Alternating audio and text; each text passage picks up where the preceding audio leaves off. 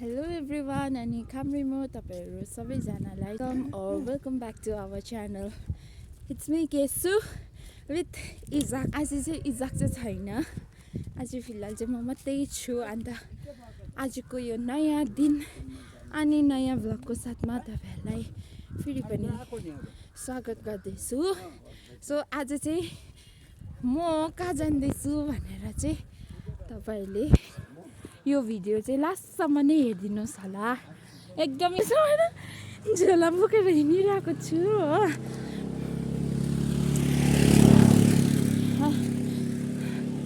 म चाहिँ अहिले फिलहाल चाहिँ स्ट्यान्ड जाँदैछु.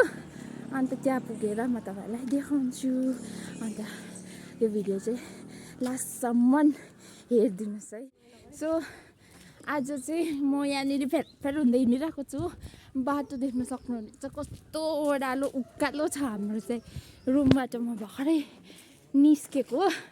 अन्त आज चाहिँ म फर्स्ट टाइम मलाई मेरो बुढा बिना चाहिँ म जान्दैछु. अन्त मेरो पनि अलिअलि काम छ. कामको कारणले गर्दाखेरि चाहिँ म चाहिँ आज जान्दैछु. सो मात्रै बेसी हुन्छ हो. अब म तपाईँहरूलाई सिधै स्ट्यान्डमा पुगेर भिडियो गर्छु. सो यहाँ चाहिँ हामीले बल्ल बल्ल स्ट्यान्डमा आइपुगेर गाडी पायौँ. यहाँबाट पनि रुमबाट हामी 9 बजी निस्केको. यहाँ चाहिँ हामी त 11 बजीतिर गाडीमा चढ्यौँ. गाडी नभएर अन्त हामी चाहिँ लाग्यौँ है. अब कहाँ जाँदैछु भन्दाखेरि चाहिँ अब तपाईँहरूले यहाँ बाटो देखेरै चिन्नुहुनेछ हो. यतै जानुहोस् होला. अनि क्वालिटी त्यस्तो आउँदैन तर पनि इन्जोय चाहिँ गरिदिनुहोस् होला. भिडियो राम्रोसँगले हेरिदिनुहोस् होला है. अब चाहिँ हामी यहाँनिर मेन रोड सुपर मार्केट एरियापट्टि चाहिँ आइपुगिसक्यौँ. डम्बरचोक भन्छ यहाँ चाहिँ होइन. अन्त चाहिँ हामी क्रस गरेर जाँदैछौँ.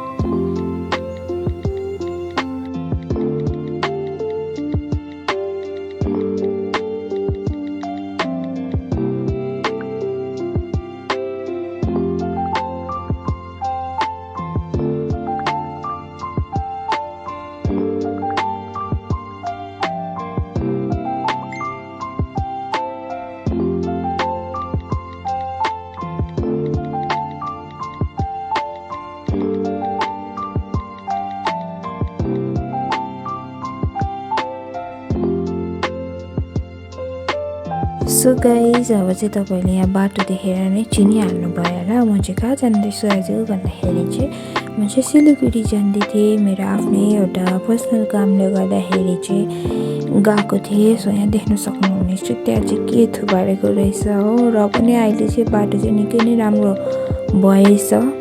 अब फेरि रेनी सिजनमा चाहिँ फेरि उस्तै हुने होला यो बाटो चाहिँ हो. अन्त र पनि आज चाहिँ खुसी लाग्यो किनभने हामी चाहिँ ट्राफिकमा परेनौँ नि त. सो मजाले जाँदैछु. अन्त यहाँ चाहिँ वेदर चाहिँ ह्युमिड भइरहेको थियो अब. अन्त कालिम्पोङमा चाहिँ चिसै हुन्छ अहिले चाहिँ होइन. तर यहाँ जाँदाखेरि चाहिँ अब ठिकैको गरम पनि होइन जाडो पनि होइन ठिकैको लाग्दै थियो यहाँ चाहिँ. अन्त हामी यहाँनिर भ्यू हेर्दै इन्जोय गर्दै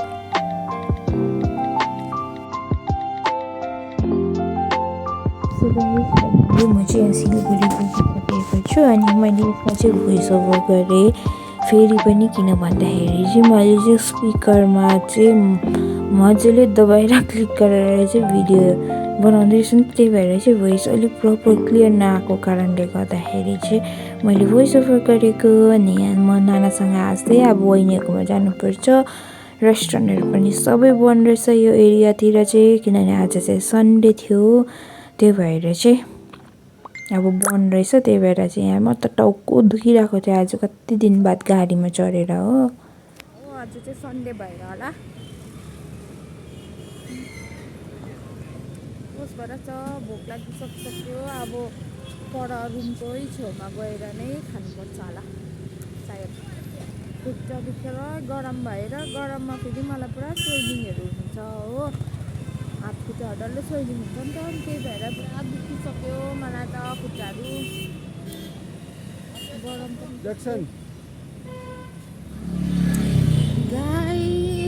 चाहिँ पाकेर बढ्न आँटिसक्यो। खाना पनि खान पाएको छुइनँ। सबै आधासहरू त क्लोज रहेछ। अब सिधै बहिनीहरूकोमै गएर हुन्छ होला हो। ब्रेकफास्टहरू पनि केही पनि नगरिकन हिँडेको, त्यही भएर चाहिँ एकदमै साह्रो भोक लाग्यो। सो मैले चाहिँ यहाँ बहिनीहरूको लागि कोसिली पनि बोकेर जाँदैछु। अब लगिदिनै पर्यो हो। अब कोसेली पनि त्यस्तो खास चाहिँ होइन, जस्ट आइसक्रिमहरू अनि यस्तो खानेकुराहरू चाहिँ लगिदिँदै थिएँ। सो म चाहिँ अब रुमतर्फ जाँदै थिएँ। एकदमै लामो हुन्छ होला, त्यही भएर चाहिँ पाँच गर्दै म बनाउँछु।